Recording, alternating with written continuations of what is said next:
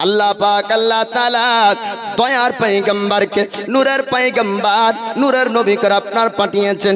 হযরত হাজেরা আপনার বলছেন আমিনা গো তোমার পুত্রকে একটু আমার কোলে দাও। হযরত হাজেরা আপনার কোলে নিলেন। এবার হযরত আসিয়া বলছেন আমি পৃথিবীর জমিনে এমন সুন্দর বাচ্চা আমি কোনোদিন দেখতে পাইনি, আমার কোলে এমন সুন্দর মানবকে একটু দাও আমি দেখব। চারজন রমণী আপনার এক অপরের মধ্যে লেওয়ানি করেন। হযরত আমিনা বললেন আমার পুত্রকে একটু জমিনে শুয়ে দাও, একটু জমিনে রেখে দাও। আপনার জমিনে রাখা হলো। হযরত আমিনা একবার দয়ার নবীর চেহারার দিকে তাকান আর আরেকবার দরজার বাইরে তাকান। তখন হযরত হাজেরা বলে আমিনা একটু তুমি বলো একবার দরজার বাইরে দেখো আর একবার তোমার পুত্রকে দেখো, কারণ কি বলো। হযরত আমিনা বলতেছেন ও গো হাজেরা আমি আমার পুত্রর চেহারার আলোটা আমার দরজা দিয়ে বের হয়ে চলে যাই, আমি লক্ষ্য করে দেখি কতদূর পর্যন্ত এই আলো যায়। মুলকের সামের পাহাড় পর্যন্ত আলোকিত হয়ে যায়। বলুন সুবহানাল্লাহ। মক্কাবাসীরা এবার জানতে পারলো কুরাইশ খানদানের মধ্যে একটা সুন্দর চেহারার অধিকারী বাচ্চার জন্ম আপনার হয়েছে। সবাই দেখার জন্য ভিড় করে। রেশনের দোকানের নাই আমিনার ঘরের চারিপাশে মানুষ। একজন দেখার পরে প্রশংসা করার একজনের কাছে গিয়ে কুরাইশ খানদানের আব্দুল্লাহর বেটা হয়েছে, নাম তার মোহাম্মদ। এমন সুন্দর বাচ্চা মক্কায় কোনোদিন হয়নি, আজ পর্যন্ত কোনো ধনীর ঘরে বাচ্চা এমন সুন্দর বাচ্চা আমরা দেখিনি। এক অপরের কাছে শুনে সবাই আপনার দেখার জন্য আমিনার ঘরে আপনার ভিড় করে। সবাই আপনার আমিনার ঘরে আসে। হযরতে সুয়াইবা তিনি ছুটতে আসলেন। আসার পরে বলতেছেন ওগো আমিনা তোমার নাকি সুন্দর পুত্রের জন্ম হয়েছে, তোমার নাকি সুন্দর চেহারার বেটা জন্ম হয়েছে, তোমার বেটাকে একটু দেখিয়ে দাও। তখন আপনার হযরত আমিনা দয়ার নবীকে আপনার দেখালেন। হযরত সুয়াইবা বলছে আমিনা একটু যদি অনুমতি দাও, যদি তুমি একটু ইজাজত দাও তোমার পুত্রকে আমার স্তন থেকে একটু দুধ পান করাবো। আল্লাহর নবী হাবিবুল্লাহ পৃথিবীর জমিন আপনার দিনার দুধ পান করেছেন। তিনার নাম হলো হযরতে সুয়াইবা। হযরতে সুয়াইবার স্তন থেকে দয়ার নবী রহমতের নবী দুধ পান করলেন। আনন্দে আত্মহারা হযরত সুয়াইবা ছুটতে লাগলেন মালিক আবু লাহাবের কাছে। যাবার পরে ডাক দিয়ে বলেছিলেন ওগো মালিক আবু লাহাব আপনি শুনুন আপনার ভাতিজা হয়েছে, নাম তার মোহাম্মদ। এমন সুন্দর বাচ্চা আমি সুয়াইবা মক্কার জমিনে কোনোদিন দেখিনি। বহু বাচ্চা দেখেছি কিন্তু এমন বাচ্চা মক্কায় কোনোদিন দেখিনি। হযরতে সুয়াইবা এমন কথা যখন আপনার বললেন, আবু লাহাব আনন্দে খুশিতে আবু লাহাব আঙ্গুলের শাহাদাত ইশারা করে বলল সুয়াইবা আমার বাড়িতে তুই বান্দি আছিস, আমার বাড়িতে তুই বিক্রি হয়ে আছিস, যা আজকে এমন আনন্দের খবর, আজকে এমন খুশির খবর শুনিয়েছিস, আমার বাড়িতে কোনোদিন আর বান্দির কাজ করতে হবে না, আমি তোকে আজাদ করে দিলাম। সেই দিন আপনার আজাদ করার কারণে আমার আল্লাহ ওই দিনের জন্য আবু লাহাবের আঙ্গুলের শাহাদাত আপনার জাহান্নামে জ্বলবে না। মুসলমান ছিল না, কালিমা পড়েনি, কাফেরের হালাতে ইন্তেকাল করেছে, মারা গিয়েছে, জাহান্নামে যাবে, কিয়ামত পর্যন্ত কবরের আযাব হবে। কিন্তু হাদিস শরীফের মধ্যে আপনার বলা হয়েছে বাবা জাহান্নামে জ্বলবে কিন্তু ওই আঙ্গুল জ্বলবে না, কবরে আযাব হবে, ওই আঙ্গুলে আযাব হবে না। যে আঙ্গুলে নবীর বিলাদাতে নবীর জন্মেতে আপনার একজন বান্দীকে আজাদ করেছিল, খুশিতে আপনার ওই আজাদ করার কারণে আল্লাহ পাক ওর ওই আঙ্গুলের শরবত পর্যন্ত দিবে। কবরে ওই আঙ্গুল চুষলে শরবত পাই, আর জাহান্নামেও ওর শরীর জ্বলবে কিন্তু ওই আঙ্গুলটা জ্বলবে না। আর ওই আঙ্গুল যখন চুষবে শরবত পাবে। তো নবীর উপর ঈমান আনলো না, খালি নবীর জন্মের দিনে খুশি হলো, আল্লাহ এই কাজটি পছন্দ করলেন, তো তার আঙ্গুলে আল্লাহ শরবত দিলেন। আচ্ছা, নবীর মহাব্বতে যদি নবীর বিলাদাতে খুশি পালন করি, তো আল্লাহ পাক হাউজে কাউসারে পানি পান করাবেন। জোরে বলুন সুবহানাল্লাহ। দয়ার নবী মায়ার নবীর এবার প্রশংসা চর্চা খালি মক্কা শহরে সীমাবদ্ধ নয়, দিহাতি পল্লীগ্রাম পর্যন্ত ছড়িয়েছে। একটু জোরে বলবেন না সুবহানাল্লাহ।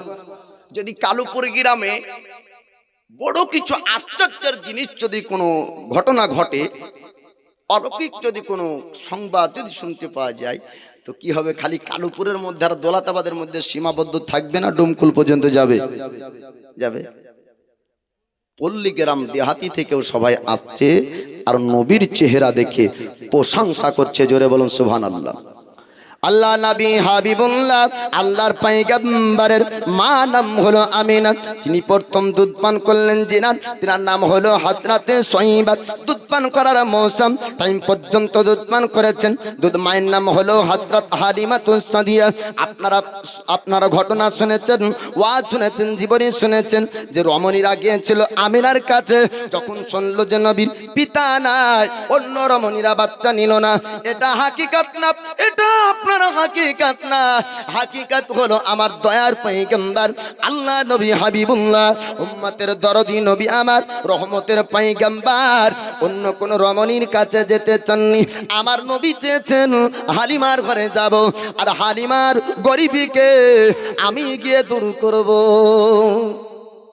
কারণ নবী চাইলে রমণীরা দুধ দিত, নবী যদি চাইতেন তো তারা নিত, কিন্তু নবী চাননি যে দয়ার পয়গম্বর যদি বাজা বকরির কাছ থেকে দুধ চেয়েছেন, আমার আল্লাহ পাক নবীর জন্য বাজা বকরি পর্যন্ত আপনার দুধ দিয়েছে, ওই নবী চাইবেন আর রমণী দুধ দিবে না? না না, এমনটা আপনার হতে পারে না। আমার দয়ার নবী ইচ্ছাকৃত তাদের কাছে যাননি। আল্লাহ নবী পছন্দ করেছেন হালিমার ঘরে যাব, আর হালিমার ঘরকে আপনার পরিবর্তন করব। রহমতের পয়গম্বর আল্লাহ পাক রহমতের নবী করে পাঠালেন। ওই নবী আপনার যে ঘরে যাবে, ওই ঘরে আল্লাহর রহমত হবে। নবী যেই ঘরে যাবেন, ওই ঘরে আপনার বরকত হবে। নবী যেই খাবার খাবে, ওই খাবারের মধ্যে আপনার শিফা থাকবে। নবী যেই জায়গায় আপনারা বসবাস করবেন, ওই জায়গাতে মহান আল্লাহ পাকের রহমত অবতীর্ণ হবে। তাই দয়ার পয়গম্বর হালিমার ঘরে আপনার যাবেন। ওই হালিমাতুস সাদিয়ার সঙ্গের সাথীরা, তার বান্ধবীরা বলল, ওগো হালিমা শোনো শোনো, এই বছর মক্কা শহরে পুরুষ সন্তানের জন্ম বেশি হয়েছে। চলো চলো হালিমা, আমরা এবার মক্কা শহরে যাব, আমরা বাচ্চাকে দুধ পান করাবো। কেননা দুধ পান করানোর জন্য তারা এনাম পেত, তারা পুরস্কার আপনার পেত। সঙ্গের সাথীরা বলল, হালিমা এবার আমাদের সঙ্গে কি তুমি যাবে না? হালিমাতুস সাদিয়া বললেন, ও আমার বান্ধবীরা, ও আমার সঙ্গের সাথীরা, আমিও মক্কা শহরে যাব, বাচ্চা আনবো, বাচ্চাকে দুধ পান করাবো।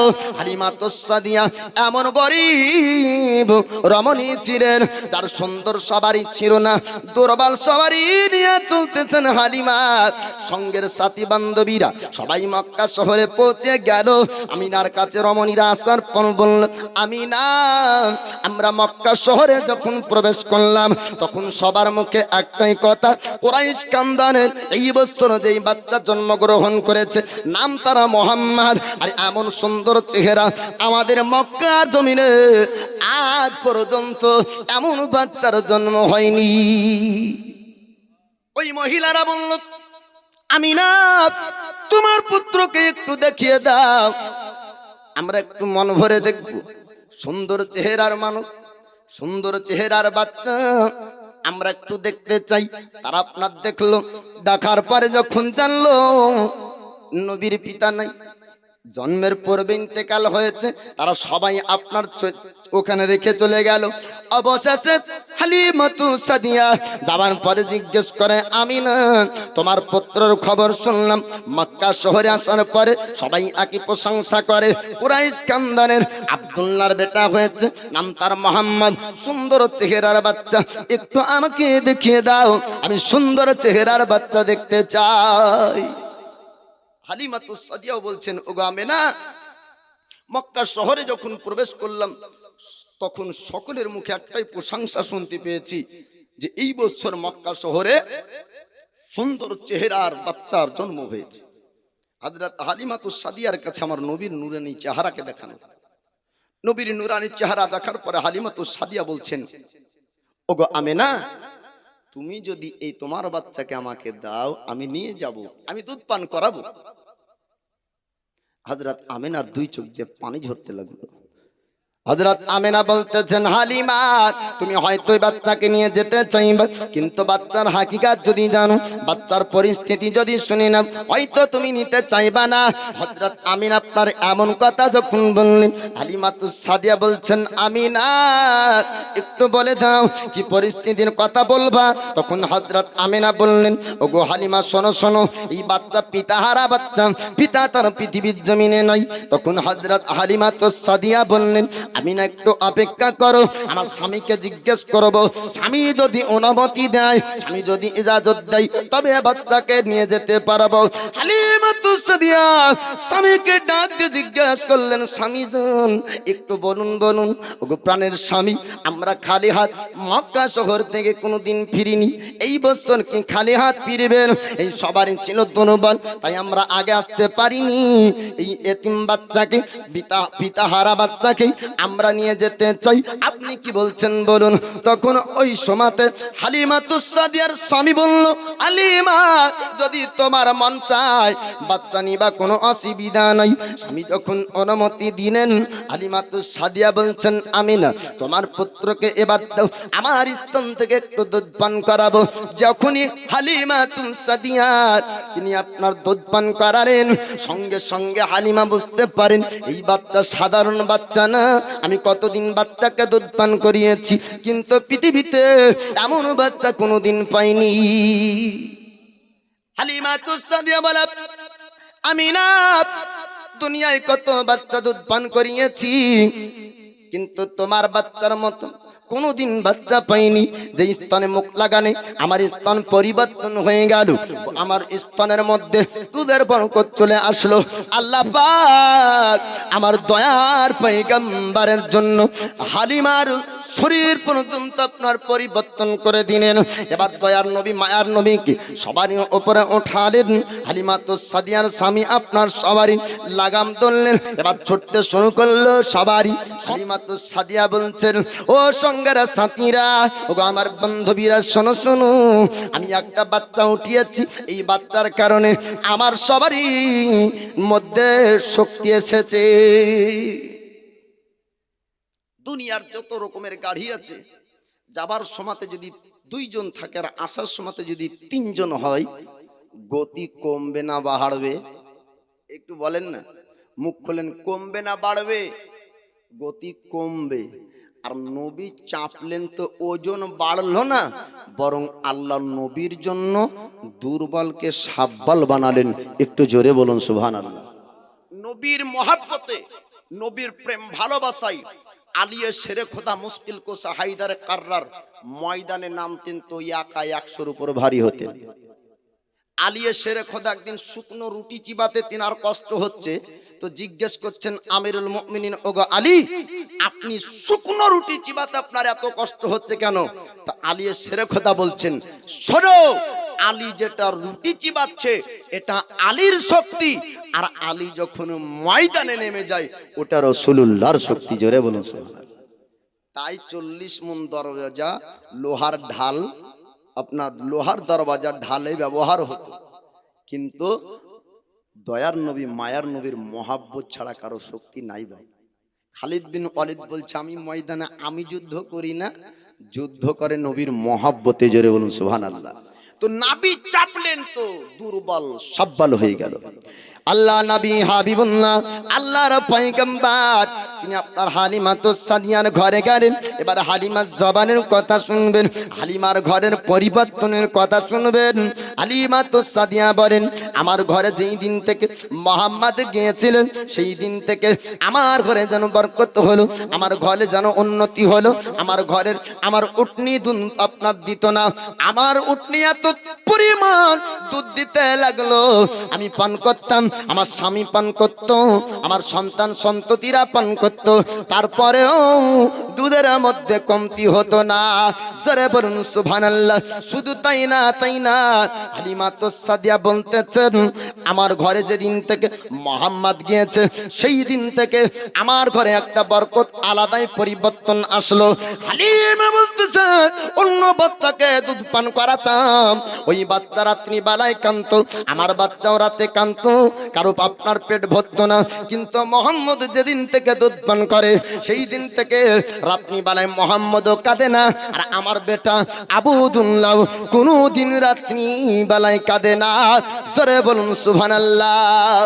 হালিমা সাদিয়া তিনি আপনার বলতেছেন, তবে মোহাম্মদকে আমি দুধ যখন পান করানোর জন্য আমার স্তনের দিকে নিয়ে যেতাম, এক স্তনের দুধ পান করত, আর এক স্তনের দুধ পান করতো না। আমি শত চেষ্টা করেছিলাম কিন্তু মুখে স্তনে মুখ লাগাতে পারিনি। আপনার চিন্তায় হালিমা সাদিয়া কবিরাজের কাছে, ডক্টরের কাছে গিয়েছিলেন, আর বলেছিলেন, ওগো ডক্টর কবিরাজ, ওগো যুগের বড় কবিরাজ, একটু পরীক্ষা করে দেখুন আমার কি শরীরে কোনো অসুখ ধরেছে, আমার কি শরীরে কোনো রোগ ধরেছে। ওই যুগের কবিরাজরা বলেছিল, ওগো হালিমা সাদিয়া শোনো শোনো, তোমার শরীরে কোনো রকম রোগ ধরেনি, শরীরে অসুখ হয়নি। তখন হালিমা বলেছিলেন, আমার স্তন থেকে আমার পুত্র মোহাম্মদ কেন দুধ পান করে না? কবিরাজ বলেছিল, ওগো হালিমা, তোমার স্তনের মধ্যে কোনো রকম রোগ নাই, অসুখ নাই, এই ভালো স্তনে কেন তোমার পুত্র দুধ আপনার মুখ দেয় না, দুধ কেন পান করে না? এর কারণ আমরা বলতে পারবো না, একমাত্র বাচ্চা জানে, আর স্রষ্টা প্রতিপালক রব জানে। ওই যুগের বড় বড় যারা ডক্টর ছিল, কবিরাজ ছিল, তারা বলছে, হালিমা কোনো অসুখ নাই, কোনো রোগ নাই, কেন যে পান করে না এটা বাচ্চাই জানে, আমরা জানি না। কেন পান করতো না শুনুন। আল্লাহ পাক কিয়ামতের সকাল পর্যন্ত মানুষের মধ্যে আপনার ইনসাফের শিক্ষা দিবেন কে? রহমতের পয়গম্বর। হকের শিক্ষা দিবেন কে? রহমতের পয়গম্বর। সন্তান বাপের হক আদায় কিভাবে করবে আমার রাসূলুল্লাহ শিক্ষা দিয়েছেন। মা বেটার হক কি করে আদায় করবে আমার দয়ার পয়গম্বর শিক্ষা দিয়েছেন। ভাই ভাইয়ের হক কিভাবে আদায় করবে আমার রাসূলুল্লাহ আপনার শিক্ষা দিয়েছেন। জগৎবাসীকে যিনি হকের শিক্ষা দিবেন ওই দয়ার পয়গম্বর দুধ ভাইয়ের কি হক মারতে পারে? দয়ার নবী, মায়ার নবীর ওই সময়তেও ইনসাফের বিচার করেছে। এক স্তনের দুধ পান করেছেন, আর এক স্তনের দুধ ভাই আবুদুল্লাহর জন্য রেখেছেন। হালিমা সাদিয়া তিনি আপনার বলতেছেন, শুধু তাই না অন্য বাচ্চাকে দুধ পান করানোর জন্য আমার ঘরে নিয়ে এসেছিলাম, তখন আমি কাজে ব্যস্ত হয়ে যেতাম, বাচ্চা কান্না করতো, কাজ ফেলে রেখে বাচ্চার কাছে যেতে হতো। কিন্তু মোহাম্মদকে যতদিন আমি দুধ পান করিয়েছি কোনোদিন মোহাম্মদ কাঁদেনি, কোনদিন কাঁদতো না। আমি হালিমা কাজ রেখে মনে মনে চিন্তা করতাম, মনে হয় দোলনা থেমে গিয়েছে। আমি দোলনার দিকে ছুটতাম, আসার পরে দেখতাম দোলনা যেন কে যেন দোলায়, দোলনাও কোনোদিন থামতো না। আল্লাহ পাক জিবরিল আমিনকে আপনার হুকুম করতেন, ওগো জিবরিল যাও যাও, আমার হাবিব একা দোলনার উপর আছে, ওই দোলনা যেন না থামে। যতক্ষণ পর্যন্ত হালিমা সাদিয়া কাজ করতেন অতক্ষণ পর্যন্ত আল্লাহর মালাইকা জিবরিল আমিন আমার নবীর দোলনায় দোলনা দিতেন। যতক্ষণ কাজ চলতো দোলনায় দোলনা দেওয়ার জন্য আল্লাহর ফেরেশতা মালাইকা আপনার ছিলেন। পৃথিবীর বাচ্চা আপনার দুনিয়ার বিভিন্ন রকম জিনিস নিয়ে খেলাধুলা করেন, কিন্তু আমার দয়ার পয়গম্বর রহমতের নবী দুনিয়ার কোন বাচ্চার সঙ্গে আপনার খেলাধুলা করেননি। আল্লাহ নবী হাবিবুল্লাহ যখন দোলনার উপর থাকতেন তখন দয়ার নবী আপনার খেলতেন তো আঙ্গুলের ইশারা করতেন আকাশের দিকে, যেই দিকে নবী আঙ্গুল নিয়ে যেতেন ওই দিকে আল্লাহ পাক চাঁদকেও পর্যন্ত নিয়ে যেতেন। জোরে বলুন সুবহানাল্লাহ। আমার দয়ার পয়গম্বরের আঙ্গুলের ইশারাতে আপনার চাঁদ ঘুরতো, নবীর আঙ্গুলের ইশারাতে তারার আপনার খেলাধুলা করতো, নবীর আঙ্গুলের ইশারায় সূর্য ডুবে আর নবীর আঙ্গুলের ইশারায় সূর্য উঠে। জোরে বলুন। আপনার আমার আঙ্গুল যদি ঘোরায় তো চলবে? চলবে না। নবী আমার বলছেন যে ডোবা সূর্যকে আই আমার আলী নামাজ পড়বে, তো সূর্য আবার আসলো, আলী নামাজ পড়লেন। জোরে বলুন সুবহানাল্লাহ। আলী এসের খোদা মুশকিল কো সাহাইদার কাররার তৎসহ সাহাবায়ে কেরামদেরকে নাবি জোহরের নামাজ পড়লেন, জোহরের নামাজ পর বললেন একটি জায়গায় পাঠালেন আর বললেন ফিরে এসে তোমরা আসরের নামাজ আমার এখানে পড়বে। রাস্তায় আসরের নামাজের টাইম হয়ে গেল, সাহাবায়ে কেরামদের মধ্যে মাসওয়ারা হলো যে রাস্তাতে যেহেতু নামাজের সময় হয়ে গিয়েছে নামাজটা আল্লাহর হুকুম আগে পালন করে নি। আর কিছু সাহাবী বললেন না, দয়ার নবী যেহেতু বলেছেন আসরের নামাজ আমার এখানে এসে পড়বে, অতএব নামাজ পড়বো তো নবীর জায়গাতে নবীর কাছে গিয়েই পড়বো। তার মধ্যে ছিলেন আলী শের খোদা, আসলেন নামাজ পড়বেন, অন্য সাহাবারা নামাজ পড়ে নিলেন আর আলী শের খোদা বসলেন। তো দয়ার নবীর সার মোবারক মাথা মোবারক আলীর জাঙ্গে দিয়ে আরাম করতে লাগলেন। আর আসরের নামাজ কাজা হয়ে যাচ্ছে, সূর্য ডুবে যাচ্ছে, নবীর চেহারা মোবারকে আপনার হযরত আলীর দুই চোখের পানি টস করে যখনই পড়লো, নবী বলছেন আলী তোমার চোখ দিয়ে পানি ঝরে কেন? আলী শেরে খোদা বলছেন হুজুর জিন্দেগিতে আলীর কোনোদিন এক ওয়াক্তের নামাজ কাজা নাই। জোরে বলবেন না সুবহানাল্লাহ। আজকে সূর্য ডুবে গেল, হুজুর নামাজ কাজা হয়ে গেল, আমার জিন্দেগিতে নামাজ কাজা ছিল না। নবী গো আজকে এক ওয়াক্তের নামাজ কাজা হলো। নবী বলছেন আলী জিন্দেগিতে তোমার নামাজ কাজা হয়নি, আজকেও তোমার নামাজ কাজা হবে না। বলো তুমি এই আসরের নামাজ আদায় করতে চাও? বলে ইয়া রাসূলুল্লাহ ডোবা সূর্য উদিত কি আর হবে? আসরের ওয়াক্তের সময় কি আর আসবে? নবী বলছেন আলী শোনো, যদি তুমি চাও ডোবা সূর্য আবার ফিরে আসবে। জোরে বলুন। নবী আঙ্গুলের শাহাদাতের ইশারা করলেন, সূর্যকে হুকুম করলেন, সঙ্গে সঙ্গে ডুবা সূর্য ফিরে আসলো। আলী শেরে খোদা নামাজ পড়লেন। তো ও দয়ার পয়গম্বর দোলনায় দুনিয়ার কোন বাচ্চার সঙ্গে খেলেননি, খেলেছেন তো আকাশের চাঁদ ও সূর্যের সঙ্গে। ও নবী মুস্তাফা বলেন সুবহানাল্লাহ। আলিমা তো সাদিয়া তিনি আপনার বলতেছেন মোহাম্মদকে আমার বাড়িতে যতদিন রেখেছি আমার বাড়িতে বরকত হয়েছে, রহমত হয়েছে। আমি অন্য বাচ্চার মধ্যে আর মোহাম্মদের মধ্যে দেখেছি মোহাম্মদের মতন কোনো বাচ্চা পর্যন্ত পাইনি। দুধ পান করার মৌসুম যখন শেষ, টাইম যখন আপনার শেষ হলো, আমিনার কাছে নিয়ে আসলেন দয়ার পয়গম্বর মুস্তাফাকে। আনার পরে বলছেন আমিনা আমি দুনিয়াতে কত রকম বাচ্চাকে দুধ পান করিয়েছি, অনেক ধনীর বাচ্চাকে দুধ পান করিয়েছি, কিন্তু আমিনা তোমার পুত্র মোহাম্মদের মতন বাচ্চা আমি হালিমা জীবনে কোনোদিন পাইনি। হযরত আমিনা বলছেন ওগো হালিমা তুমি কি চাও আমার বাচ্চাকে আবার তোমার বাড়ি নিয়ে যেতে? হালিমা তো সাদিয়া বলছেন আমিনা যদি তোমার বাচ্চা মোহাম্মদকে পেতাম আমি জিন্দেগি ভোর তোমার পুত্র মোহাম্মদকে আমার ঘরে রাখতাম। আমিনা বলছেন হালিমা চিন্তা করো না, টেনশন করো না, এই বাচ্চা তোমার ঘরে আবার যাবে। মক্কা শহরের পরিস্থিতি ভালো নাই, মক্কা শহরে রোগ এসেছে, মক্কা শহরে অসুখ এসেছে, আমার পুত্র মোহাম্মদের কাছে যেন অসুখ না যাই। ওগো হালিমা আমার পুত্র মোহাম্মদকে আজকেই তুমি আবার নিয়ে যাও। আবার হালিমা তো সাদিয়া নিয়ে গেলেন। আমার নবীর বয়স যখন প্রায় কমবেশ 4 বছর অতিক্রম হলো, নবী আপনার বলছেন মা জননী আমি দেখি দুনু ভাইদেরকে বকরি চড়ানোর জন্য ময়দানে যাই। ওগো মা জননী আপনি যদি অনুমতি দেন আমি একটু ময়দান ভ্রমণ করব। তখন হালিমা তো সাদিয়া বললেন না না ওই ময়দান ভ্রমণ করতে যেও না, কেননা ময়দান ভ্রমণ করতে গেলে বাঘ ভাল্লুক সাপ থাকবে, হিংস্র জানোয়াররা থাকবে, তোমার ক্ষতি করবে, তোমাকে ময়দান যেতে দেওয়া হবে না। আল্লাহর নবী হাবিবুল্লাহ আল্লাহর পয়গম্বর তিনি আপনার বললেন মা জননী আপনি চিন্তা করবেন না, আপনি টেনশন করবেন না, পৃথিবীর জমিনের কোনো পশু পাখিরা আপনার ছেলের ক্ষতি করবে না।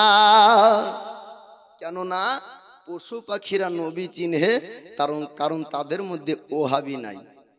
আর যারখানে ওহাবি থাকবে নবীর মহাব্বত থাকবে না, আর নবীর মহাব্বত যেখানে থাকবে সেখানে ওহাবি থাকবে না।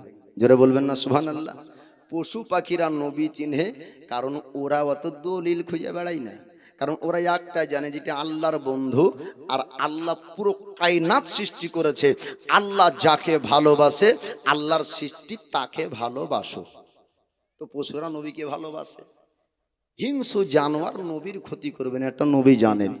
ওগো মা জননী আপনি চিন্তা করবেন না, দুনিয়ার কোনো পশু, দুনিয়ার কোনো হিংস্র জানোয়ার, দুনিয়ার কোনো সাপ, দুনিয়ার কোনো বাঘ, দুনিয়ার কোনো ভাল্লুক আপনার পুত্র আপনার বেটা মোহাম্মদের ক্ষতি করবে না। হালিমা তো সাদিয়া বলছেন বেটা তারপরে যদি কোনো রকম তোমার ক্ষতি হয়ে যায় তবে আমিনাকে কি উত্তর দিব? না না, ওই ময়দান তুমি যেতে চেও না। আমার নবী বললেন মা জননী আপনি চিন্তা করবেন না, আমি মোহাম্মদ ময়দান সুন্দর করে ভ্রমণ করব। দুধ ভাইদের সঙ্গে নবী গেলেন ময়দান ভ্রমণ করতে। আর দুনিয়ার মোল্লারা বলে নবীকে রাখাল বলেন, নাউজুবিল্লাহ।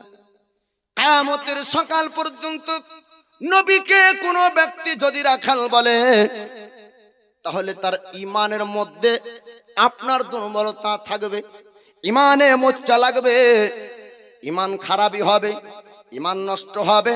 যদি জেনে বুঝে নবীর জন্য রাখাল শব্দ আপনার ব্যবহার করে, আল্লাহ পাক রহমতের পয়গম্বর পাঠিয়েছেন, সম্মানের শব্দ আপনার ব্যবহার করতে হবে। মুস্তাফা মুস্তাফা তাহা ইয়াসিন রহমতের পয়গম্বর, নূরের পয়গম্বর, এত সম্মানের শব্দ থাকতে দুনিয়ার মোল্লারা আমার নবীকে আপনার রাখাল বলেছে, বলেন নাউজুবিল্লাহ। আপনার দয়ার পয়গম্বর কোনদিন রাখালের আপনার কাজ করেননি, ময়দান ভ্রমণ করতেন, রাখালদের সঙ্গে যেতেন, কিন্তু নবীকে আপনার রাখাল বলা চলে না। আল্লাহর নবী ব্যবসা করেছেন কিন্তু নবীকে ব্যবসায়ী বলা যাবে না। নবীর পিতা আপনার ইন্তেকাল করেছেন, নবীকে এতিম আপনার বলা যাবে না। আমার আল্লাহ পাক হাবিবুল্লাহর সম্পর্কে আল্লাহর মালায়েকা ফেরেশতাদেরকে আপনার বলেছিলেন, যখন ফেরেশতারা বলেছিলেন মাবুদ আপনার বন্ধু পৃথিবীর জমিনে যাবে তবে তার পিতা থাকবে না, আপনার হাবিবের হিফাজত কে করবে? আমার আল্লাহ পাক বলেছিলেন আমার হাবিবের হিফাজত আমি আল্লাহ স্বয়ং করব।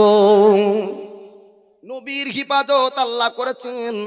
নবীকে এতিম বলাও যায় না, রাখাল বলাও চলবে না, ব্যবসায়িক বলা যাবে না, এই শব্দ ব্যবহার করা যাবে না, যেই শব্দতে আপনার আদবিন খেলাপ হবে। আল্লাহর পয়গম্বর ময়দান ভ্রমণ করার জন্য এবার আপনার ময়দানে গেলেন, আমার দয়ার নবী মায়া নবীকে এক জায়গায় আপনার রাখলেন। দুধ ভাইরা বকরি চড়ানোর কাজে ব্যস্ত হয়ে গেলেন। এবার বকরি চড়ানোর জন্য উঁচু পাহাড়ের জায়গাতে তারা উঠলেন, আর সঙ্গে সঙ্গে দুটো বড় বড় সাপ আসলো, চেহারার উপরে ফনা করে আপনার দাঁড়িয়ে গেল, গুচ্ছিত হয়ে গেল আকাশের মেঘ। ওই সময়তে এবার দুধ ভাইদের মনে ভয় ঢুকলো, ছুটতে লাগলো বাড়ির দিকে। যাওয়ার পরে বলছেন ও মা জননী আপনার পুত্র মোহাম্মদকে আর মনে হয় বাঁচানো যাবে না। ও গো মা জননী আপনি একটু ময়দানের দিকে আসুন, আপনার পুত্র মোহাম্মদের কাছে ভয়ঙ্কর দুটো সাপ ফনা করে দাঁড়িয়ে পড়েছে। হালিমা তো সাদিয়া স্বামীকে ডাক দিয়ে বলেছিলেন, স্বামী গো আমাদের পুত্র মোহাম্মদ আমরা কি আর বাঁচাতে পারবো না? ওই জঙ্গলে বড় বড় সাপ নাকি ফনা করে দাঁড়িয়েছে। ছুটতে লাগলেন, যাবার পরে দেখতে পাওয়া যায় সাপের ফনা ছবল মারার জন্য না, জানো নবীর চেহারাই হাওয়া করে। স্কুলের বাচ্চাদেরকে দেখা যায় যখন কারেন্ট চলে যায় পাংখা বন্ধ হয়ে যায়, তো ওরা খাতা ও বইকে পাংখা বানিয়ে নেয়, ঠিক না? হাওয়া করে। তো দয়ার নবী মায়ার নবীর আদবে সাপ ফনা তুলেছে, কিন্তু ছবল মারার জন্য না, হাওয়া করার জন্য। মেঘ গুচ্ছিত হয়েছে পানি বর্ষণ হওয়ার জন্য না, সূর্যকে আবরু করার জন্য, নবীর চেহারা মোবারকের উপরে ছায়া দেওয়ার জন্য। জোরে বলুন সুবহানাল্লাহ। দয়ার নবী দি আমরা তোমায় ভুলতে পারি না, তোমার আম্মা আমিনা গো তোমার দুধমা হালিমা, তোমার আম্মা আমিনা গো তোমার দুধমা হালিমা। দয়ার নবী দি আমরা তোমায় ভুলতে পারি না, তোমার আম্মা আমিনা গো তোমার দুধমা হালিমা। তুমি যখন এলে মা আমিনার ঘরে, খোদা রহম জয় ঝরে পড়ে। তুমি যখন এলে মায়া আমিনার ঘরে, খোদার ফারিস্তা আসে সে ঘরে। তুমি সিরাতে রসুল মারি ফাতরি বুলবুল, তুমি সিরাতে রসুল মারি ফাতরি বুলবুল। তোমার দুয়া কবুল করতে খোদা দেরি করে না, তোমার আম্মা আমিনা গো তোমার দুধমা হালিমা। দয়ার নবী দি আমরা তোমায় ভুলতে পারি না, তোমার আম্মা আমিনা গো তোমার দুধমা হালিমা, তোমার আম্মা আমিনা গো তোমার দুধমা হালিমা। তুমি যখন গেলে হালিমার ঘরে, খোদার করুণা ঝরে যে পড়ে। হালিমা বলে খোদার রহম ঝরে পড়ে, হালিমা বলে খোদার রহম ঝরে পড়ে। আমার ঘরে এলো দেখো খোদার করুণা, তোমার আম্মা আমিনা গো তোমার দুধমা হালিমা। হালিমা তো সাজিয়া দেখতেছেন যে সাপ নবীর চেহারার উপরে হাওয়া করে। আল্লাহ নবী হাবিবুল্লাহ আল্লাহর পয়গম্বর তিনি ময়দান থেকে আসলেন। হালিমা তো সাদিয়া বলছেন, ও বেটা মোহাম্মদ, একটু তুমি বলো বলো, সাপ কি তোমার ক্ষতি করেছে? তোমাকে কি ছবল মেরেছে? আমার নবী বলছেন, মা জননী আপনি চিন্তা করবেন না, পৃথিবীর কোন সাপ আপনার বেটাকে ছবল মারবে না। ওগো মা জননী, ওই সাপগুলা ফনা করে আমার চেহারা তারা হাওয়া করতেছিল, আমার শরীরে তাদের ফনার হাওয়া লাগছিল। ওগো মা জননী, ওই সাপ আমার কোনোদিন ক্ষতি করবে না। দ্বিতীয় দিন নবীর এবার ময়দান ভ্রমণ করতে ভালো লাগলেন। নবী বলছেন, মা জননী আজকে ভাইরা কখন যাবে বকরি চড়ানোর জন্য? আমিও ভাইদের সঙ্গে যাব। হালিমা তিনি আপনার বললেন, না না আর তোমাকে ময়দান যেতে দেব না। কেননা ময়দান যদি যাও এবার বাঘ ভাল্লুক আছে, হিংস্র জানোয়ার আছে, ওই হিংস্র জানোয়াররা তোমার ক্ষতি করবে। তখন আমার নবী বললেন, ও গো মা জননী আপনি চিন্তা করবেন না, ওই হিংস্র জানোয়ার আপনার ছেলে মুহাম্মদের ক্ষতি করবে না। দ্বিতীয় দিন রহমতের পয়গম্বর আবার ময়দানে গেলেন।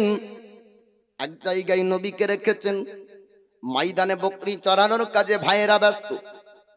কিছুক্ষণ পর কান্নার আওয়াজ শুনতে পাওয়া যায়, কানতে কানতে ছুটতে লাগলো। নবী বলছেন, ভাই একটু তোমরা দাঁড়িয়ে যাও, কিসের জন্য তোমরা কান্না করো? কেবা তোমাদেরকে আঘাত করলো?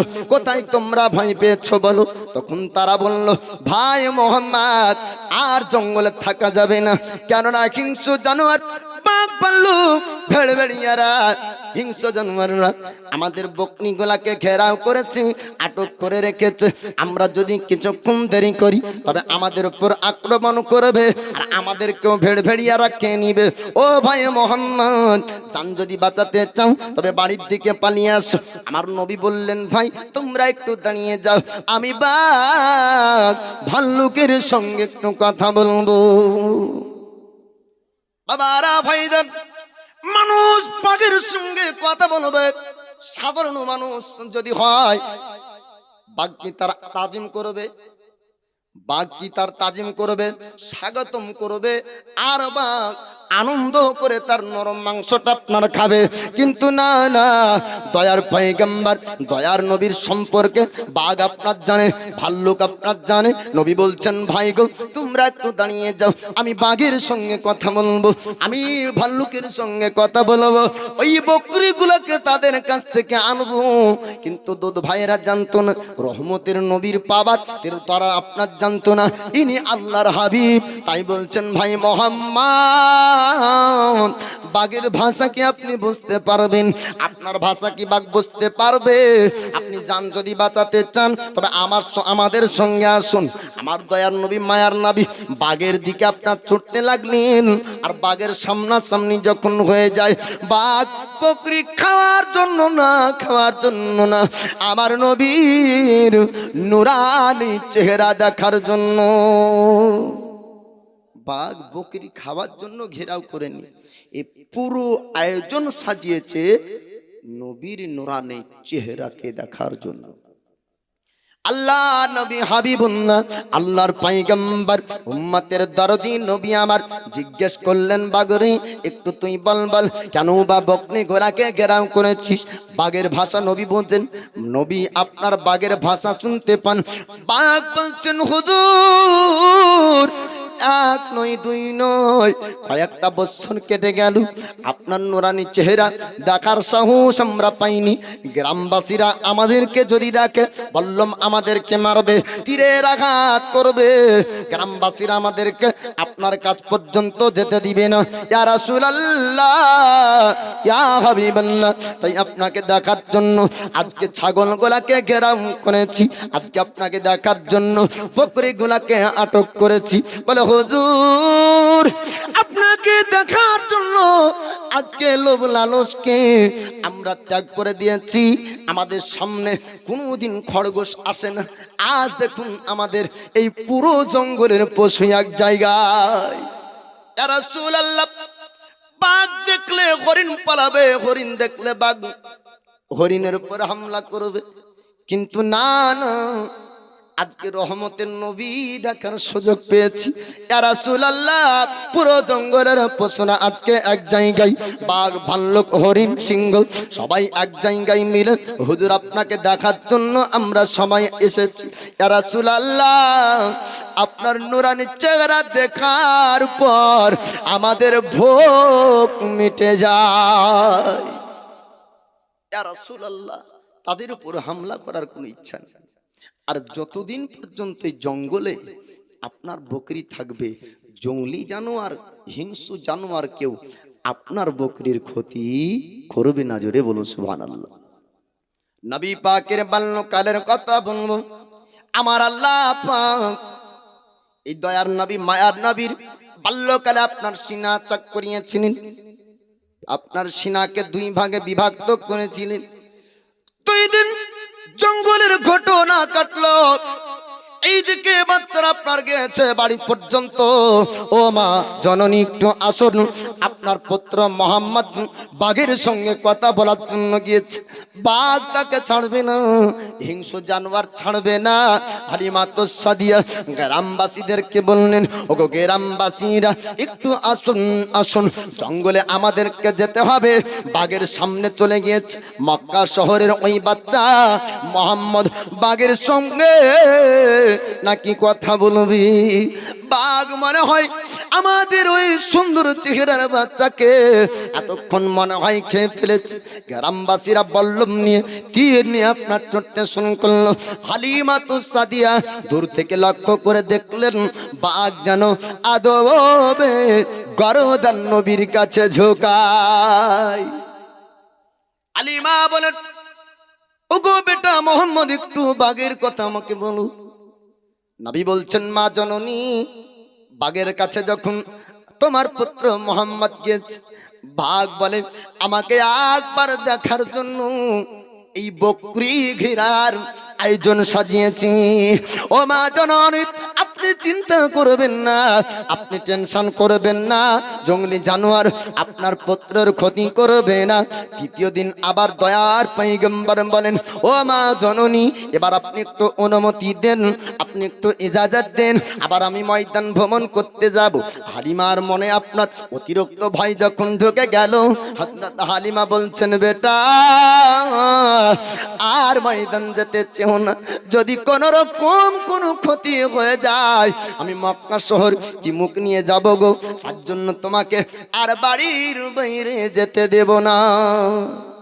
নবী বললেন, ও মা জননী, আপনি চিন্তা করেন না, আপনার পুত্র মোহাম্মদ আবার ময়দান যাবে, আবার ময়দান থেকে আসবে, কোনো ব্যক্তি ক্ষতি করবে না।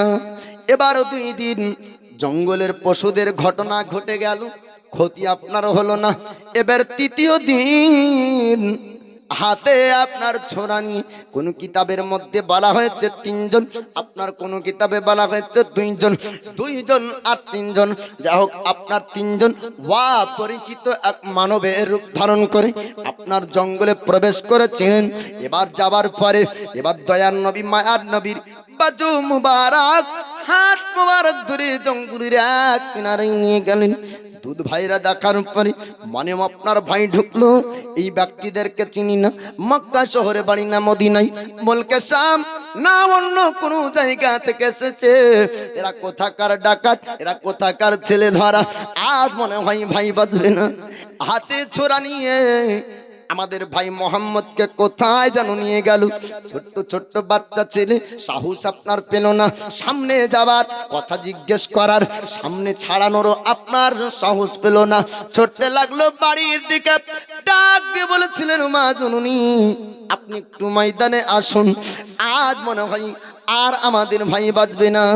কেননা বাঘ ক্ষতি করেনি, ভাল্লুক ক্ষতি করেনি, সাপ ক্ষতি করেনি, কিন্তু আজকে এসেছে সাপ আপনার না, বাঘ না, ভাল্লুক না, অপরিচিত 3 জন ব্যক্তির হাতে ছিল চাকু আর ধারালো ছোরা নিয়ে আমাদের ভাই মোহাম্মদকে জঙ্গলের এক কিনারায় নিয়ে গেল। এবার হালিমা গ্রামবাসীদেরকে ডাক দিল, ও গ্রামবাসীরা, আজ অনেক দিন পরে আবার ছেলে ধরা নেমেছে ময়দানে। আমাদের এলাকায় রব মাঝে মাঝে হয় না, ছেলে ধরা দেখা গেল ছেলে ধরাকে একটাও ধরতে পারে না, পাগল গলা মার খেয়ে মজা মারে, ঠিক না? যত এলাকায় দেখবেন যে আজকে 60 পিটালো দোলাতাবাদে ছেলে ধরাকে, তদন্ত নিয়ে দেখা যাবে যে কি ইন্টারন্যাশনাল ভাইরাল পাগল গুধিয়াই ছিল বাড়ি, এটাই প্রমাণ হয়, তাই না? তারা ছেলে ধরা ধরতে পারে না, পাগল ধরে পিটায়। তো বলছে বহুদিন পরে ছেলে ধরার বাবা আসলো। ও গ্রামবাসীরা, আমাদের পুত্র, আমাদের বেটা মোহাম্মদকে মনে হয় কোন ছেলে ধরাই ধরেছে, কোন ডাকাত মনে হয় ধরেছে, এতক্ষণ মনে হয় জবাই করলো, এতক্ষণ মনে হয় হয়তো খাম করে দিল। ও গ্রামবাসীরা, একটু আপনারা আসুন আসুন। এবার আওয়াজ শোনা মাত্রই পুরো গ্রামবাসীরা ছুটতে লাগলো জঙ্গলের দিকে। আর এই দিকে ঘটনা আপনার ঘটে যায়, আমার নবী রহমতের পয়গম্বর দয়ার নবীকে এক জায়গায় আপনার শুইয়ে দিয়েছেন। শুইয়ে দেওয়ার পরে আপনার সিনা বুক 2 ভাগে বিভক্ত করেছে। কোন মানুষ না বাবা, মানুষ না, মানুষ না, হালিমার ছেলেরা জানতো না এরা হাকিকত বাস্তব কারা, কিন্তু আমার নবী জানতেন এটা আপনার পৃথিবীর কোন মানুষ না, আল্লাহ পাক রহমতের নবীর সিনা চাক করিয়েছেন ফারিস্তার দ্বারাই। নবীর সিনা চাক আল্লাহ করালেন। হিকমত ক্ষমতা পাওয়ার স্পেশাল কিছু জিনিস মহান আল্লাহ পাক নবীর মধ্যে আপনার দান করলেন। বাল্যকালে বাচ্চাকালে সিনা চাক করিয়েছেন। কোনোদিন নবীর মধ্যে সারা রাতি আপনার হবে না, খেলকদের মধ্যে আপনার নেশা থাকবে না, দুনিয়ার কোনো আপনার বাচ্চার যে দুনিয়ার একটা খেয়াল থাকে নবীর মধ্যে কোনোদিন আপনার জাগবে না। আল্লাহ নবী হাবিবুল্লাহর 2 ভাগে সিনা বিভক্ত করা হলো, কিন্তু আপনার 1 ফোঁটা রক্ত আপনার দুনিয়ার জমিনে পড়লো না। একটু জোরে বলুন সুবহানাল্লাহ। তারপরেও বলে নবী আমাদের মতন মানুষ, বলেন নাউজুবিল্লাহ। যারা বলে নবী আমাদের মতন, ওদের যদি একটা আঙ্গুল কাটা যেত, হসপিটালে গেলে বলবে যে কি এখানে হবে না, আরেক জায়গায় নিয়ে চলো, তাই না? যদি ইসলামপুরে নিয়ে যায়, বলে ডোমকুল ট্রান্সফার করে, ডোমকুল বলবে যে কি একে বহরমপুর পাঠাও, যদি এখন হাত কেটে ফেলেন বা দুটো আঙ্গুল কেটে ফেলে। যারা বলে নবী আমাদের মতন মানুষ, এই ওয়াহাবিদের একটা আঙ্গুল কাটলে রক্ত বন্ধ হয় না, আর নবীর সিনা দুই ভাগে ভাগ করলেন তো রক্ত বের হলো না। জোরে বলুন সুবহানাল্লাহ। আমার দয়ার নবী মায়ার নবী আরাম করে বসে হালিমা তো সাদিয়া এবার গ্রামবাসীদেরকে নিয়ে ওই ময়দান পর্যন্ত আপনার পৌঁছালেন। যাবার পর এবার হালিমা তো সাদিয়া দেখেন নবী আরাম করে বসে আছে। হালিমা বলে বেটা, অপরিচিত তিনজন ব্যক্তি তোমার কি ক্ষতি করেছে বলো? নবী বলছেন মা জননী গো, আমার সিনাকে দুই ভাগে ভাগ করলো। হালিমা তুই চোখ দিয়ে পানি ঝরতে লাগলো। ও বেটা মোহাম্মদ, তোমার কি লাগেনি? যন্ত্রণা হয়নি, বেদনা হয়নি, কষ্ট পাওনি? নবী বলছেন মা, আমার সিনা যখন তারা কাটলো, এক ফোঁটা রক্ত পর্যন্ত জমিনে পড়েনি, একটু যন্ত্রণাও হয়নি, একটু ব্যথাও হয়নি, বেদনা হয়নি। আর অপরিচিত কোনো ব্যক্তি তারা ছিল না। ওগো মা জননী, তারা ছিল আল্লাহর ফেরেশতা। মানুষের রূপ ধারণ করেছেন আল্লাহ পাক, মানুষের রূপে তাদেরকে পাঠিয়েছিলেন। আর আমার সিনাকে দুই ভাগে ভাগ করলেন। আমার সিনা চাক করা হলো, আমার ভিতরে আল্লাহর পাঠানো কিছু জিনিস আল্লাহর মালায়েকা আপনার দিয়ে গানি। বাল্যকালে তিনবার এই ঘটনা ঘটে যাওয়ার পরে হালিমা বলছেন ঘরে যতই বরকত হোক না কেন, ভয় যেহেতু ঢুকেছে আর বাচ্চা রাখা যাবে না। হালিমা তো সাদিয়া 6 বছর বয়সে দয়ার নবী মায়ার নবীকে আমিনার কাছে নিয়ে গেলেন। বলার উদ্দেশ্য ছিল বাপ যে দয়ার নবীর বাল্যকাল কিয়ামতের সকাল পর্যন্ত কোন ব্যক্তির বাল্যকালের সঙ্গে মিলবে না। একটু জোরে বলবেন না সুবহানাল্লাহ। দয়ার নবীর জওয়ানি কাল কিয়ামতের সকাল পর্যন্ত কোন ব্যক্তির জওয়ানি কালের সঙ্গে মিলবে না। দয়ার নবীর জাহিরি 63 বছরের জিন্দেগির এক মুহূর্ত কোন সাধারণ মানুষের সঙ্গে তুলনা হবে না। 40 বছর বয়সের আগ পর্যন্ত দয়ার নবী মায়ার নবীকে বেধর্মী মক্কাবাসীরা উপাধি লাকাব টাইটেল দিয়েছিল আমানতদার বিশ্বাসী আল আমিন। জোরে বলুন সুবহানাল্লাহ।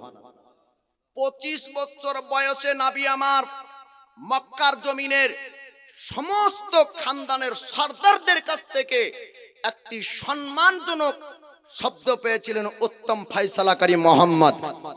কারণ মোহাম্মদ যে ফয়সালা করবে উত্তম ফয়সালা। নবীর বয়স 20 বছর, জঙ্গে ফজর হয়। জঙ্গে ফজর হবার পরে নবী বললেন মক্কাবাসী তোমরা শোনো, খানদানে খানদানে যুদ্ধ করে অসহায় মানুষদের জীবন যায়, অসহায় মানুষদের জীবন যায়। গ্রামে কাজে লাগবে দেখবেন, যারা কাজ করে তারা বেঁচে যায়, ঝামেলা যারা করে বেঁচে যায়। আর অসহায় মানুষ দেখা যায় চানাচুর কিনতে দোকানে গেল মারা গেল, হয় না? তো অসহায় মানুষ মারা যায়, অনেক বাচ্চারা এতিম হয়, অনেক মা বিধবা হয়, অনেক মা সন্তান হারা হয়। তাই এই মক্কাবাসীরা, নবী বলছেন মক্কাবাসীরা, নবুয়ত প্রচার হয়নি, কালেমার প্রচার হয়নি, মুসলমান আপনার এলান হয়নি, ইসলাম ধর্মের প্রকাশ হয়নি, নবীর নবুয়তকে স্বীকার করেন, আপনার নবুয়তের স্বীকার নবুয়তের প্রকাশ হয়নি, নবী দাবি করেননি। 20 বছর বয়সে নবী বলছেন মক্কাবাসী তোমরা শোনো, যদি তোমরা এই ঝামেলা না করে যদি কোনো সমস্যার সম্মুখীন হও তাহলে আলোচনা মাফিক সমাধান করতে শিখো।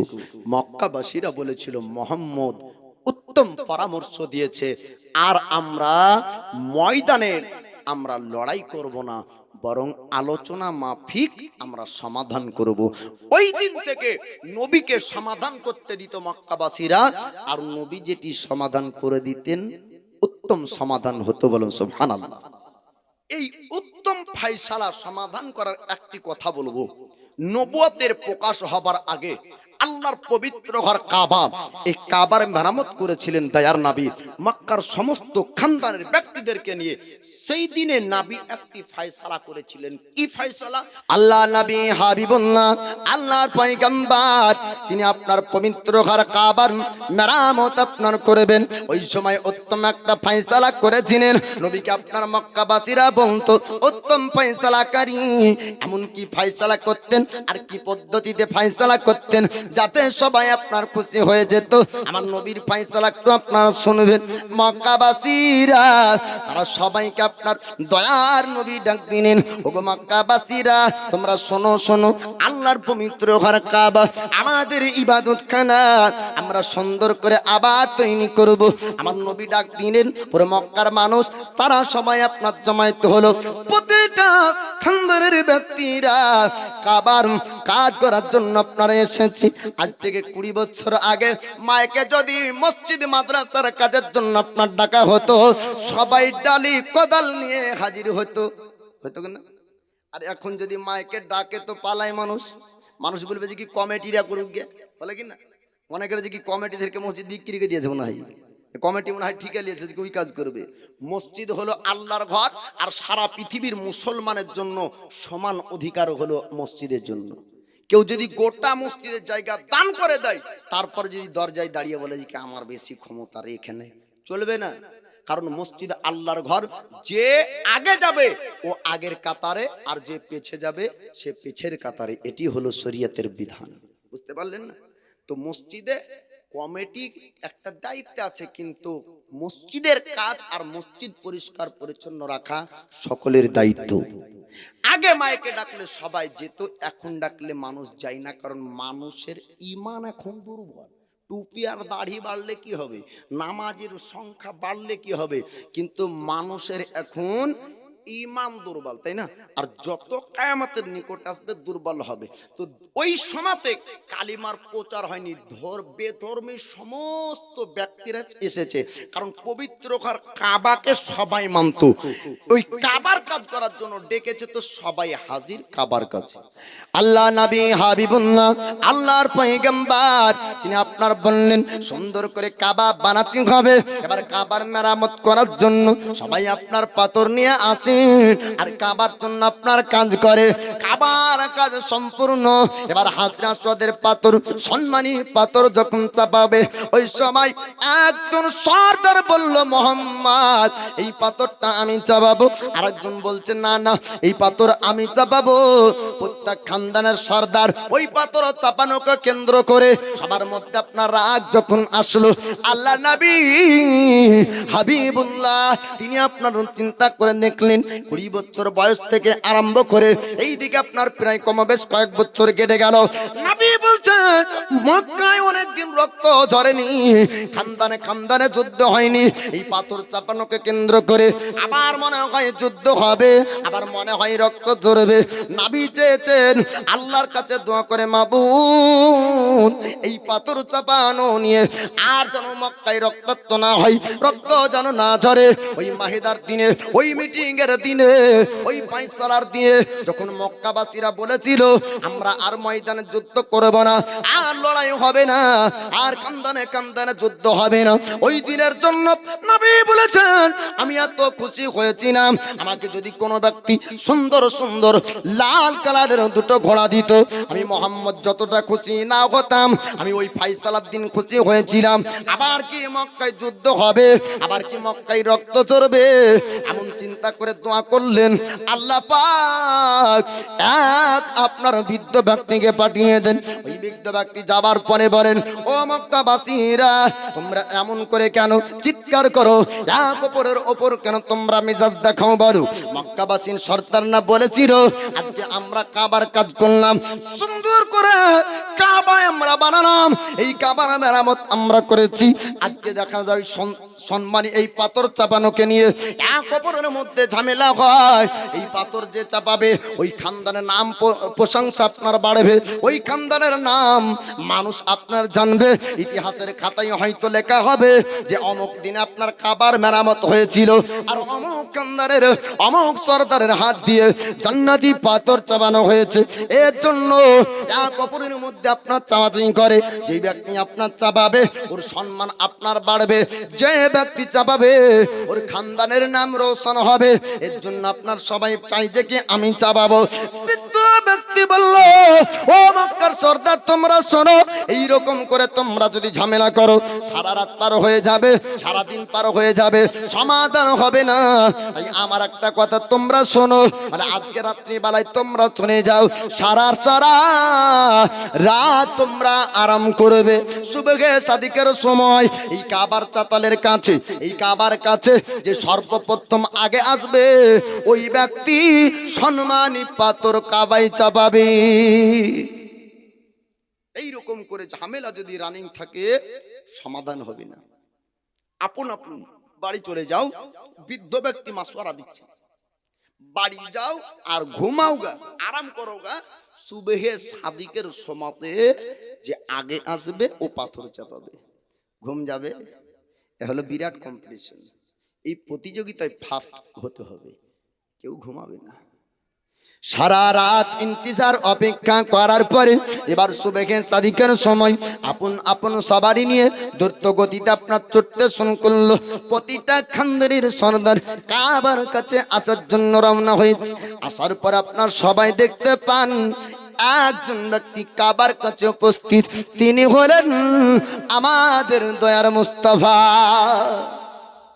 প্রত্যেক খানদানের সর্দার বলল, এবার কুরাইশ খানদানের ইজ্জত বেড়েছে, এবার কুরাইশ খানদানের সম্মান বাড়বে, মানুষ তার প্রশংসা করবে। আর আল আমিন মোহাম্মদ আমানতদার বিশ্বাসী ব্যক্তি, সত্যি মোহাম্মদ আজকে এই পাথর চাপাবে, কুরাইশের নাম রোশন করবে। আমার দয়ার নবীকে আপনারা মক্কার সর্দার না বলল, আল আমিন মোহাম্মদ এবার আপনি পাথরটা চাপিয়ে দেন, আপনি পাথরটা এবার কাবায় চাপান। আমার নবী বললেন, ও মক্কার সর্দার তোমরা দাঁড়িয়ে যাও, আমি মোহাম্মদ ফাইসালার উপর একটা ফাইসালা করব। আমি সমাধানের উপরে আমি আর একটা সমাধান করব। বৃদ্ধ ব্যক্তি ফাইসালা করেছেন যে আগে আসবে পাথর ওই চাপাবে। মক্কার সর্দার তারা বলল, মোহাম্মদ আপনি কম্পিটিশনে জিতেছেন, আপনি ফার্স্ট হয়েছেন, আপনি অধিকার পেয়েছেন, এই পাথর আপনি চাপাবেন। দেখবেন প্রতিযোগিতায় ফার্স্ট আর সেকেন্ড থার্ড হয়, সেকেন্ড যেই ব্যক্তি হয় পুরস্কার পাওয়ার পরে মন তার মানে না, একবার বলে যে কি আর একটু যদি হইতো তাহলে ফার্স্ট হইতাম। বলে কি বলে না, মন তার বলে আর একটু রে, যদি দড়িতে হাত আমার পড়ে যেত ফার্স্ট, মানে সেকেন্ড হওয়ার পর মন মানে না। যদিও মক্কার সর্দার মনকে সান্ত্বনা দিচ্ছে, বলছে মোহাম্মদ আপনি ফার্স্ট হয়েছেন, পাথর আপনি চাপিয়ে দিন। কিন্তু নবী আপনার সবার মনের খবর রাখেন, সবার মনের আকাঙ্ক্ষা ছিল, সবার মনের তামান্না ছিল, সবার মনের উদ্দেশ্য ছিল এই পাথরটা কাবায় চাপাবে। সবার মনে আপনার আশা ভাঙলেন না। আমার নবী বললেন, ও মক্কার সর্দার তোমরা শোনো শোনো, একটা পাথর, ওই পাথরটা কি একটা চাদরের উপর রাখলেন আর বললেন প্রতিটা খানদানের সর্দার আমার এই চাদরের কাছে তোমরা আসো। সবাই আপনারা আসলেন, আসলো। আসার পরে নবী বললেন, আমি হাত রাখবো, আমার সঙ্গে তোমরাও হাত রাখো, একসঙ্গে কাবার উপরে পাথরটা চাপাবো। পুরো মক্কার প্রত্যেক খানদান এই পাথরে শরীক থাকবে। কোন খানদানের কোন ব্যক্তির সম্মান কমবে না, বুঝলেন? সবার চাপানো হলো, সবার মনের আকাঙ্ক্ষা মিটলো, সবার হিংসা দূর হয়ে গেল, ঝামেলা মিটে গেল, এমনকি সবার মুখে হাসি ফুটলো, সবার মুখে হাসি দয়ার নবী ফুটালেন। এবার ওই সমাতে ফাইসালার উপরেও ফাইসালা করলেন নবী। তাই মক্কাবাসীরা বলে মুহাম্মদ হলেন উত্তম ফাইসালাকারী, যিনি ফাইসালার উপরেও উত্তম ফাইসালা বের করতেন। এই দয়ার পয়গম্বর মায়ার নবীর 40 বছর পর্যন্ত দুশ্মন নাই, বাল্যকালে তো নাই, জওয়ানি কালেও নাই, আর 40 বছর পর্যন্ত পুরো মক্কার মুখে একটাই এলান, আমানতদার বিশ্বাসীর বাড়ি কোথায়? বলে কুরাইশ খানদানে আল আমিন মোহাম্মদ। খাদিজাতুল কুবরা উম্মুল মুমিনিন, পৃথিবীর মুমিন মুমিনাদের মা, নবীর প্রথম বিবি। এই খাদিজাতুল কুবরা মালদার ছিলেন, তিনার খাস গোলাম, তার নাম হলো মিসরা। এই মিসরা নামক গোলামকে খাদিজাতুল কুবরা বলেছিলেন, পুরো মক্কা শহরের মধ্যে একজন এমন ব্যক্তির সন্ধান করো যে ব্যক্তি বিশ্বাসী আমানতদার হবে। তো খাদিজাতুল কুবরার গোলাম মিসরা সন্ধান করে দেখেছিল যে মক্কার জমিনে যিনি এক নম্বরে বিশ্বাসী ব্যক্তি মানুষের কাছে, তিনি হলেন আল আমিন মোহাম্মদ। আর নবীর পেশানি দেখে, নবীর নবুয়তের প্রকাশের আগে নাস্তরা নামক এক রাহিব পণ্ডিত এই মিসরাকে বুসরার বাজারে যাওয়ার সময়তে বলেছিলেন, ইনি হলেন আখির জামানার নবী। একটু জোরে বলবেন না সুবহানাল্লাহ। এই দয়ার নবী মায়ার নবীর দুশ্মন কবে থেকে তৈরি হলো? 40 বছর বয়সে। আল্লাহ পাক বললেন, হাবিব আপনি মানুষের কাছে প্রকাশ করুন আপনাকে আমি কেন পাঠিয়েছি। তো নবী 40 বছর বয়সে নবুয়তের প্রকাশ করলেন। তো সর্বপ্রথম নবীর সবথেকে নিকটবর্তী শ্রেষ্ঠ সাহাবী রাসূল, নাম তার আবু বকর সিদ্দিক, ঈমান আনলেন। একটু জোরে বলবেন না সুবহানাল্লাহ। প্রথমে কে আনলেন ঈমান? আবু বকর সিদ্দিক। শুনেছেন অনেকবার, কিন্তু হয়তো মনে নাই। সব কথা শুনলেই যে মনে থাকবে তার মানে নাই। মনে হচ্ছে যে এই ওয়াজগুলো মনে হয় শুনেছি। আমাদের ধর্মের নাম কি বলেন ধিনি? কি গো? ইসলাম। ইসলাম ধর্ম বলে কাকে? একজন বেধর্মী আপনাদেরকে জিজ্ঞেস করলো, বলেন ধিনি কেউ জানেন কি? আমরা মুসলমান, ইসলাম মানে শান্তি ওয়ানা। ইসলাম ধর্ম বলে কাকে? মক্কার নাম না মদিনার নাম না কোরআনের নাম না হাদিসের নাম না ইজমার নাম না কিয়াসের নাম না মসজিদের নাম না মাদ্রাসার নাম না কার নাম? রাসূল পাক বলছেন, বুনিয়াল ইসলাম আলা খামাসিন আন শাহাদাতি লা ইলাহা ইল্লাল্লাহ ওয়া আন্না মুহাম্মাদান আবদুহু ওয়া রাসূলুহু ওয়া ইকামুস সালাহ ওয়া ইতাইজ যাকাত ওয়াল হজ্জু শাম রমজান, রাওয়াহুল বুখারী। দয়ার নবী মায়ার নবী বলছেন, ইসলামের বুনিয়াদ, ইসলামের খুঁটি হলো 5টি।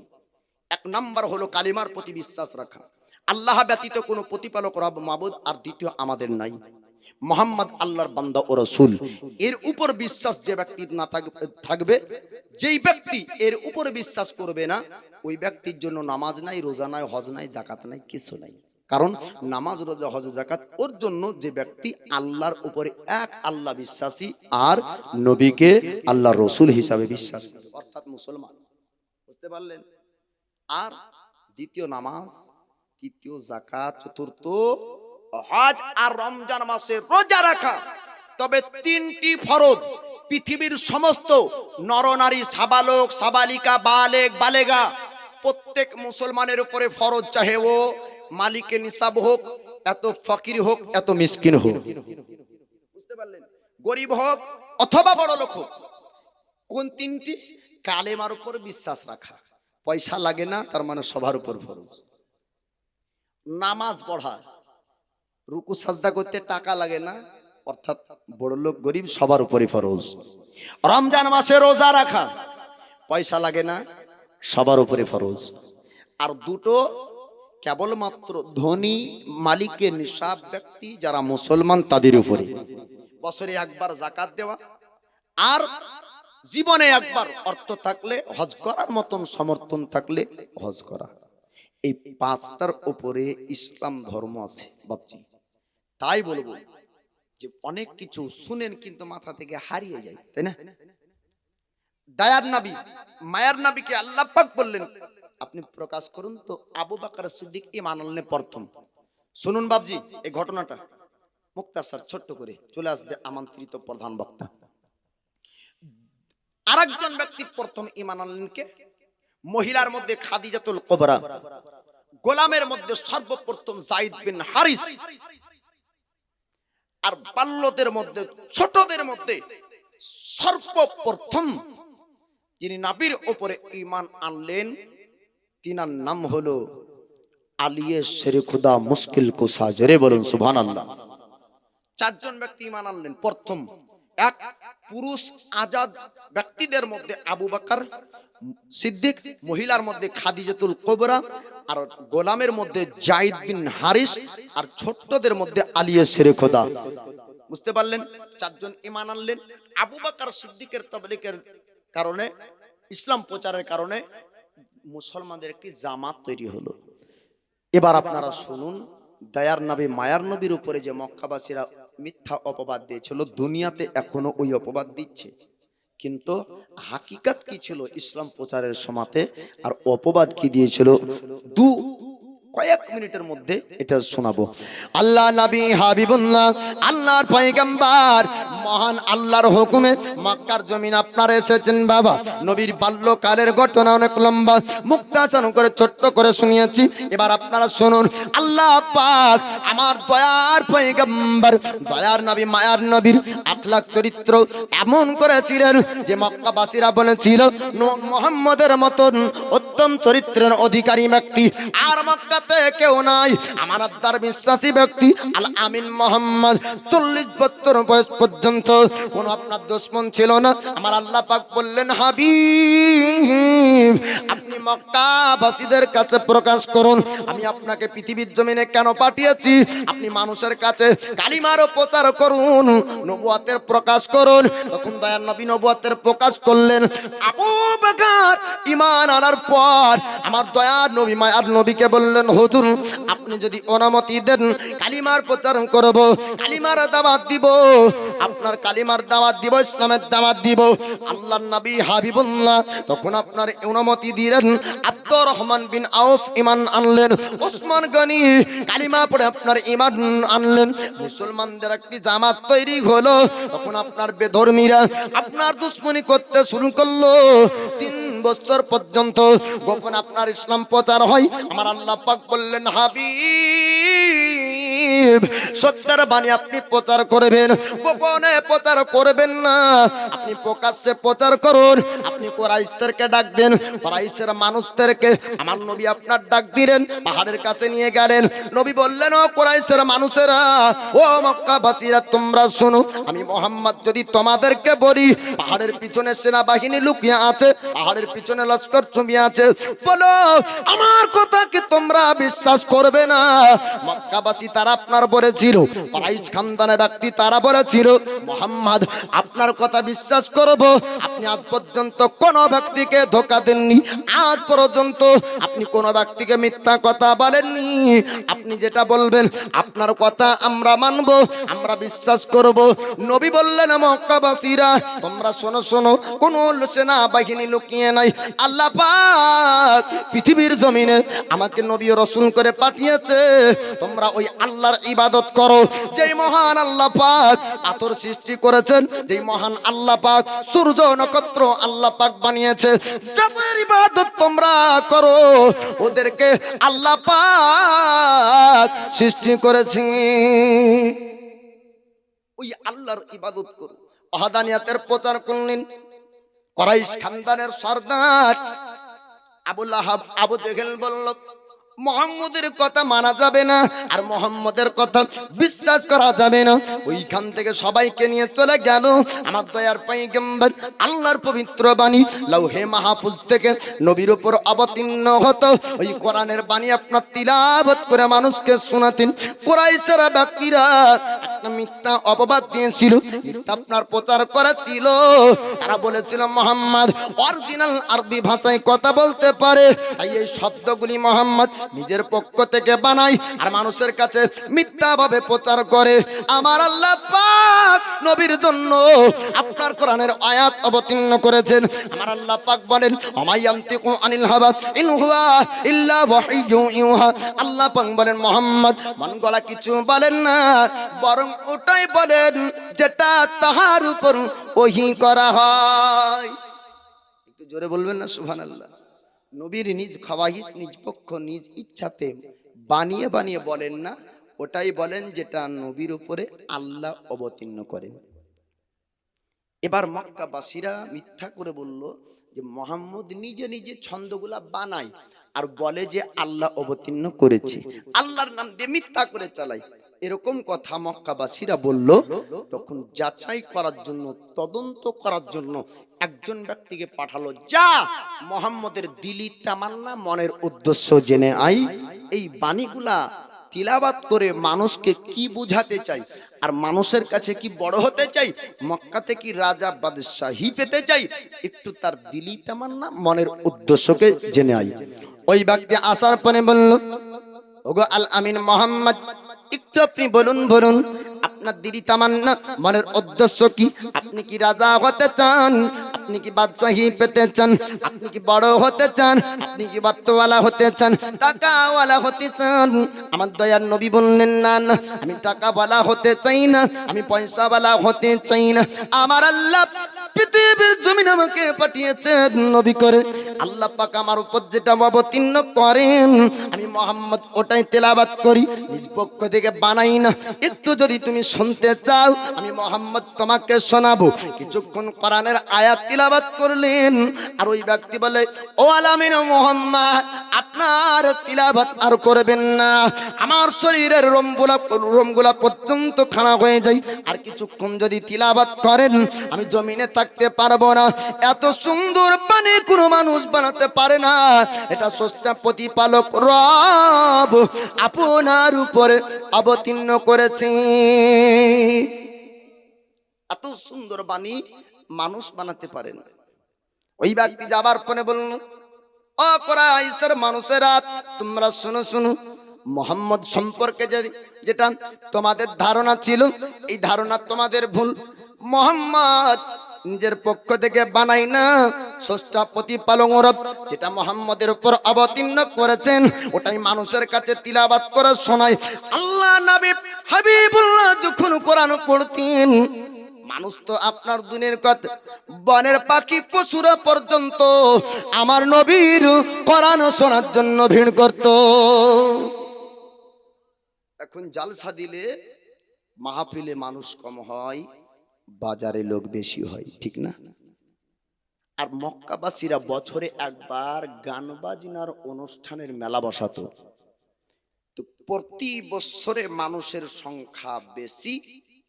যেই বছরে নবী আমার কোরআন তিলাওয়াত করেছেন ওই বছরে মানুষের সংখ্যা ছিল কম।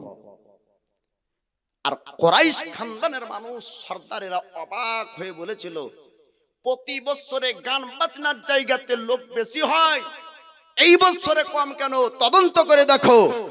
তদন্ত করে তারা দেখলো তো নবী ওই গান বাজনার অনুষ্ঠানের পার্শ্বে আল্লাহর পবিত্র কোরআন তিলাওয়াত করছিলেন। জোরে বলুন সুবহানাল্লাহ। তো নবীর তিলাওয়াতের সুন্দর কণ্ঠের আওয়াজে গান বাজনা থেকে মানুষ ভেঙে নবীর কোরআন তিলাওয়াতের জায়গায় ভিড় করেছিল। জোরে বলুন সুবহানাল্লাহ। ওই কোরআনের বাণী, ওই কোরআনের তিলাওয়াত, ওই কোরআন শোনার জন্য বনের পাখি পর্যন্ত ভিড় করে। আর ওই কোরআনের বাণী যার মধ্যে ঢুকে যেত তারাই পরিবর্তন হয়ে দিন ইসলাম গ্রহণ করে নিত। জোরে বলুন সুবহানাল্লাহ। বাপজি আমার, কোরআন মোতাবিক যদি কারো জীবন চালায় জীবন পরিবর্তন হবে। কোরআন মোতাবিক যদি কারো সংসার চলে সংসার পরিবর্তন হবে। কোরআন মোতাবিক রাষ্ট্র যদি চলে রাষ্ট্রের পরিবর্তন হবে। কোরআন মোতাবিক সমাজ যদি চালাতে পারেন সমাজ পরিবর্তন হবে। কোরআন মোতাবিক মাদ্রাসা যদি চালাতে পারেন মাদ্রাসা পরিবর্তন হবে। কোরআনের আদর্শ যদি মানুষের জীবনে আনেন মানুষের জীবন পরিবর্তন হয়ে যাবে। একটু জোরে বলবেন না সুবহানাল্লাহ। তো দয়ার নবী মায়ার নবী কোরআনের পবিত্র বাণী সত্যের বাণী তেলাওয়াত করেন, মানুষ কোরআন শুনতে আসতো, আর সত্যের বাণী যখন পেতেন সত্য ধর্ম গ্রহণ করে নিতেন। আর অন্য বেধর্মীরা বলেছিল মুহাম্মদ জাদু করে আর জাদু করে মুসলমান বানাই না। দয়ার পয়গম্বর কোন ব্যক্তির কাছে গিয়ে তরবারি ধরে আপনার ভয় দেখিয়ে কালমা পড়াননি। দয়ার পয়গম্বরের উত্তম আদর্শ দেখে, নাবিয়ানা আখলাক দেখে, নাবিয়ানা সুন্দর চরিত্র ব্যবহারকে দেখে আর সত্যের বাণী শুনে সত্য ধর্ম গ্রহণ করেছিল সাহাবায়ে কেরামরা। জোরে বলুন সুবহানাল্লাহ। আল্লাহ বলেন, কুল জাআল হক ওয়া জাহাকাল বাতিল ইন্নাল বাতিলা কানা জাহুকা। কুল, হে নবী আপনি বলুন, হক এসেছে বাতিল মিটেছে। আর বাতিল মিটারই ছিল। বলে জোরে বলবেন না সুবহানাল্লাহ। বাতিল মিটারই ছিল। এই জাহেল মক্কাবাসীরা তারা জানতে পারেনি, বুঝতে পারেনি, কিন্তু দয়ার নবী মায়ার নবী সত্যের বাণী নিয়ে আপনার এসেছিলেন। আর যখন রোশনি আসবে, অন্ধকার দূর হবে, একটু জোরে তাকবীর লাগান, উঠে আদবে তাজিমে নারায়ে তাকবীর।